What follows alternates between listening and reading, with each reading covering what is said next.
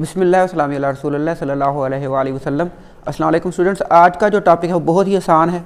ठीक है, बार बार हमने बीच में वैसे पढ़ा हुआ है।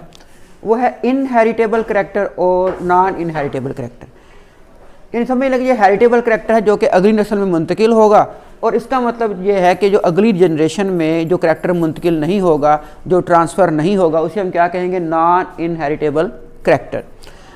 अच्छा, इनहेरिटेबल करैक्टर में हम क्या कहेंगे कि जो जिसके अंदर क्या होगा, जो पेरेंट्स हैं इनके करैक्टर किसमें चले जाएं? ऑफस्प्रिंग में चले जाएं। तो करैक्टर का ट्रांसफर हो रहा है फ्रॉम पेरेंट्स टू किसमें भरा? ऑफस्प्रिंग में। और इसको कंट्रोल कौन करेगा? वो हमने पीछे पढ़ा है, उनको जीन्स कंट्रोल करें। जीन किसके ऊपर होते हैं? क्रोमोसोम के ऊपर।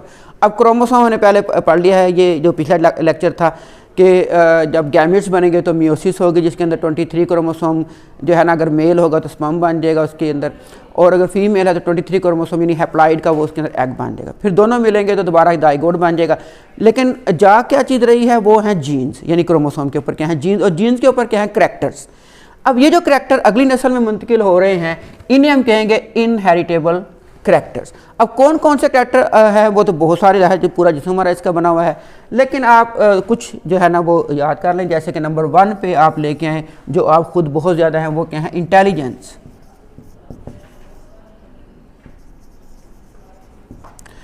इंटेलिजेंस जो है ये भी क्या है? ये हम कहेंगे कि ये करैक्टर है किसका भला? हेरिटेबल करैक्टर है, यानी कि इनहेरिटेबल करैक्टर। ये पेरेंट्स अगर इंटेलिजेंट है तो ऑफस्प्रिंग भी क्या होगा? इंटेलिजेंट होगा।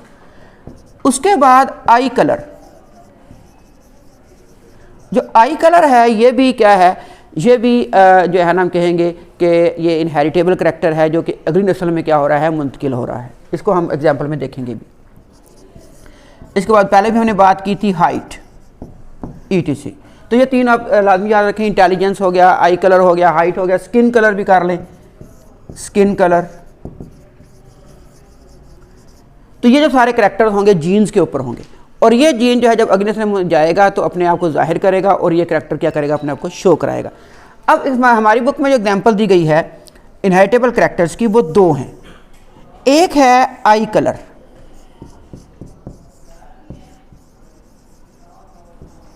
और एक है ear lobe.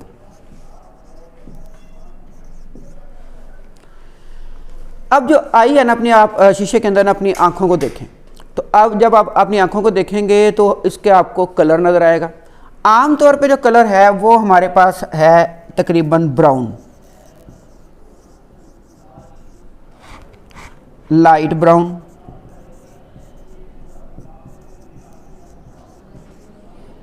Black, green, blue, hazel. अब इन कलर्स को जो कंट्रोल कर रहा है वो जीन का एक पेयर है। अब जीन का ये पेयर जो है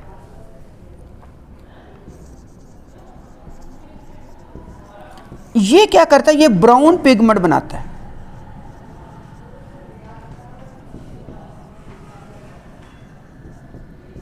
लो जी, बना ब्राउन पिगमेंट रहा है, कलर इतने सारे हैं। तो जीन का पेयर जो कि इंसान का है आंख के कलर के लिए, तो वो कौन सा कलर बनाता है जी? वो ब्राउन कलर बनाता है, लेकिन कंसंट्रेशन डिफरेंट होगी, यानी ब्राउन कलर पिगमेंट ज़्यादा बन सकता है, कम बन सकता है। तो अब क्या है जी? अगर ब्राउन पिगमेंट बहुत ज़्यादा बने, यानी कि हम कहेंगे मोर बनेगा, तो उसकी आंखों का कलर हो जाएगा ब्लैक। और अगर ये पिगमेंट लेस बनेगा तो उसकी आंखों का कलर हो जाएगा लाइट ब्राउन। इसका मतलब ये हुआ कि ग्रीन, ब्लू और दूसरा जो ब्राउन है या हेजल है, इसके अंदर भी ब्राउन पिगमेंट ही बनेगा, लेकिन इसके अंदर जो कंसंट्रेशन होगी वो क्या होगी? वो डिफरेंट होगी, यानी अमाउंट जो है पिगमेंट की वो क्या होगी? वो डिफरेंट होगी। अगली क्लास में जाके एक और बात भी आप देखेंगे कि इसके साथ साथ एक और चीज़ भी इफ़ेक्ट करती है, वो फिज़िकली है। वो है क्योंकि हमारी जो आँख है ना, ठीक है, इसके अंदर जो हम कहेंगे कि विट्रस ह्यूमर है या एक्वस ह्यूमर है, तो उसके अंदर जो वाटरी या जेली टाइप है, तो उसके ऊपर जो रेज पड़ती हैं तो वो स्कैटर करता है रेज़ को।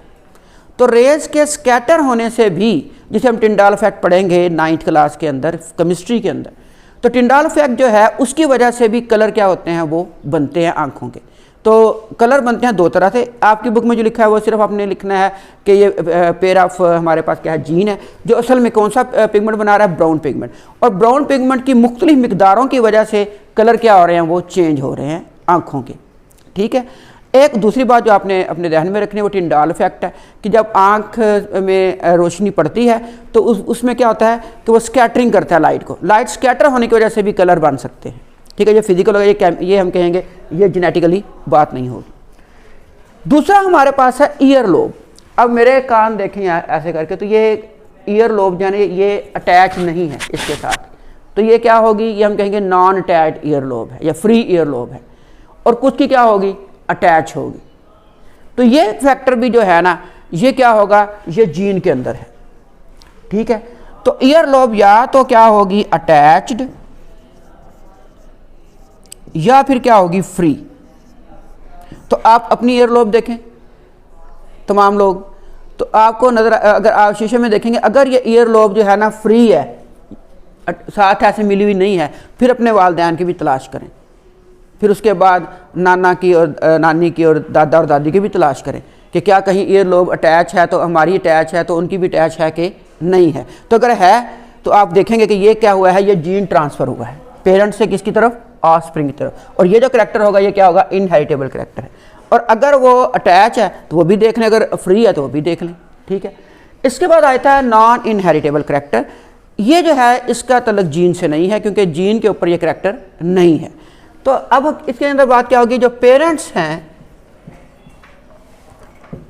उनसे करैक्टर जो है वो ऑफस्प्रिंग यानी उनके बच्चों में ये करैक्टर नहीं जाता, क्योंकि ये करैक्टर किसके ऊपर नहीं है, ये करैक्टर जीन के ऊपर नहीं। मिसाल के तौर पे एक शख्स है, ठीक है, वो गाड़ी चला रहा था, उसका एक्सीडेंट हो गया, उसकी टांग कट गई। अब इस बंदे की शादी हो जाती है। अब उसके जो बच्चे होंगे वो उनकी टांग कटी हुई तो नहीं ना होगी, वो तो टांग समेत पैदा होंगे। तो इसका मतलब ये हुआ कि ये जो ऑर्गन लॉस हुआ है ये आगे ट्रांसफ़र नहीं हुआ है। तो ऐसा जो करैक्टर होगा उसे हम क्या कहेंगे, नॉन इनहेरिटेबल करैक्टर। तो इसके अंदर क्या हो सकता है, कौन सी आगे जो एक्वायर्ड करैक्टर होंगे, यानी कि लॉस्ट ऑर्गन है किसी वजह से, एक्सीडेंट की वजह से, ठीक है, या डिजीज्ड पार्ट है, वो हम कहेंगे आगे अगली नस्ल में मुंतकिल नहीं होता। कुछ डिजीज़ होती हैं जिसे हम जेनेटिक डिजीज कहते हैं, वो अगली नस्ल में मुंतकिल होती है, जैसे कि हम हीमोफीलिया है, सिकल सेल अनीमिया है। लेकिन क्योंकि वो करैक्टर किसके ऊपर है, वो जीन के ऊपर है। जो बीमारी जीन के ऊपर होगी वही आगे क्या होगी, ट्रांसफ़र होगी। जो जीन के ऊपर नहीं है वो बीमारी या वो करैक्टर आगे ट्रांसफ़र नहीं होगा। तो अगर आगे ट्रांसफ़र नहीं हो रहा है तो ये कौन सा कहलाएगा, नॉन इनहेरिटेबल करैक्टर। ठीक है। तो ये था आज का लेक्चर, इसे आप बुक से लाजमी रीड कीजिएगा।